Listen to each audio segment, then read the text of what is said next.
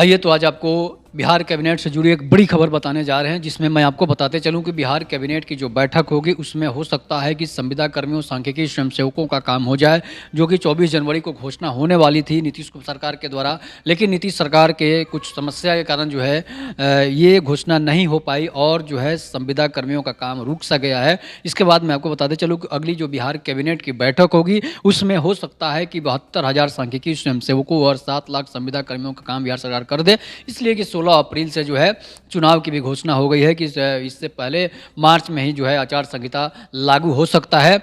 अगर 16 अप्रैल को चुनाव होता है तो अगर 16 अप्रैल को आचार संहिता लगता है तो मई में चुनाव जा सकता है। लोकसभा का चुनाव जो है वो नज़दीक आ गया है, उससे पहले जो है संविदा कर्मियों, सांख्यिकी कर्मियों का काम जो है बिहार सरकार कर देगी। अगर बिहार सरकार ये काम नहीं करती है तो फिर आप भी लाठी खाने के लिए तैयार हो जाएं, जिस तरह से ग्रामीण चिकित्सक लाठी खाए हैं। तो ये एक बहुत बड़ी खबर है, जिसमें मैं आपको बता रहा हूँ कि अगली जो बिहार कैबिनेट की जो भी बैठक होगी उसमें एक बड़ा निर्णय साबित सरकार ले सकती है, और वो है संविदा कर्मियों का मामला। तेजस्वी यादव सरकार 10 लाख नौकरी देने का वादा कर चुकी है, नीतीश कुमार भी 20 लाख रोजगार देने का, नौकरी देने का वादा कर चुके हैं, सरकारी नौकरी देने का वादा कर चुके हैं। और उसमें जो है अभी तक 3 लाख से 1.5 लाख से लेकर 3 लाख तक सिर्फ और सिर्फ शिक्षकों की बहालियां हुई है, शिक्षकों को नियुक्ति पत्र मिला है। तो समझिए कि बाकी जो है 7.5 लाख तेजस्वी यादव के अनुसार और 17.5 लाख जो है नीतीश कुमार के अनुसार जो है बेरोजगार अभी बिहार में हैं, और बिहार में बेरोजगार जो है इनको नौकरी अभी तक नहीं मिली है, जिसमें 7 लाख संविदा कर्मी, 72,000 सांख्यिकी स्वयंसेवकों का भी स्थान आता है। तो अगर 7 लाख संविदा कर्मी, 72,000 सांख्यिकी, मतलब 8 लाख के करीब जो है बिहार सरकार ये नौकरी दे देती है, तो 10 लाख का उनका वादा जो है तेजस्वी यादव का पूरा हो सकता है, और नीतीश कुमार का जो है वो 10 लाख का वादा पूरा हो सकता है। और नीतीश कुमार का 10 लाख बचेगा, लेकिन तेजस्वी यादव का वादा पूरा हो सकता है। अगर ऐसा काम बिहार सरकार कर देती है तो समझिए कि बिहार सरकार जो है 40 की 40 लोकसभा सीटों पर जीत दर्ज कर सकती है। तेजस्वी यादव और नीतीश कुमार की सरकार अगर ऐसा नहीं करती है तो फिर बीजेपी को जीतने से कोई नहीं रोक सकता है। ये आप मन में घर कर लीजिए कि जितने भी बेरोजगार हैं, 7.5 लाख संविदा कर्मी, 72,000 सांख्यिकी स्वयंसेवक और जितने भी बेरोजगार हैं, सब नीतीश कुमार और तेजस्वी यादव को वोट जीते जी नहीं करेंगे, इसलिए कि दोबारा सत्ता में ऐसे सरकार को आना जरूरी नहीं है जो 40 सालों से सरकार चला रहा हो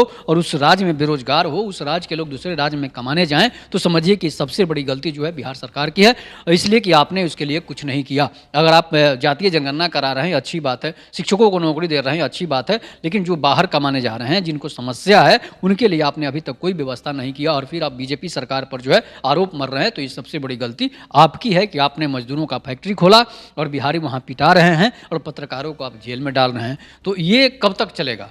आखिर सत्य सामने आ ही जाता है, जिस तरह से मनीष कश्यप का भी सत्य सामने आ गया। तो इस तरह से बिहार सरकार अगर रोजगार दे देगी तो दूसरे राज्य में कमाने की जरूरत ही नहीं पड़ेगी, लोग बिहारी को गाली ही नहीं देंगे।